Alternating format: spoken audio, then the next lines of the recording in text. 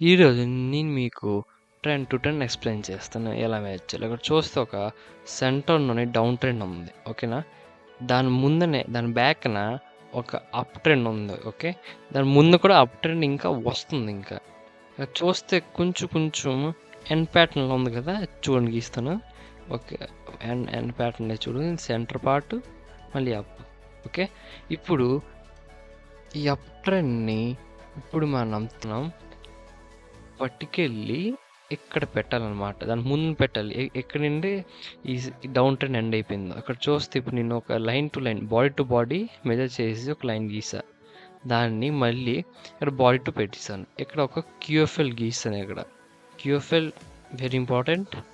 తర్వాత ఇక్కడ ఒక 50% ఏరియా కూడా గీస్తాను. అది కూడా ఇంపార్టెంట్. 50% నుండి కూడా డౌన్ ట్రెండ్ రావచ్చు.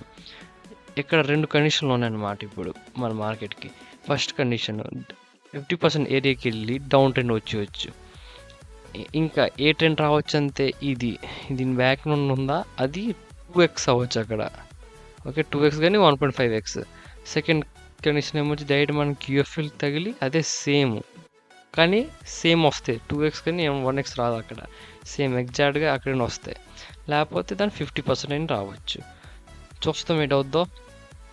ఇక్కడ చూస్తే కరెక్ట్గా 50% ఏరియా నిండే వెళ్ళిపోయింది కిందకి. అప్పుడు మనం ఫుల్ మెజర్ చేయాలి. అక్కడ నేను హాఫ్ చెప్పాను. హాఫ్ అది కొంచెం ఇక్కడ చూస్తే ఫుల్ మెజర్ చేసి దాన్నే డబుల్ చేస్తే ఇక్కడ చూస్తే 1.5 అంటే 50% ఏరియా అనమాట. అది 50% ఏరియా నుండి అప్ ట్రెండ్కి వెళ్ళిపోయింది.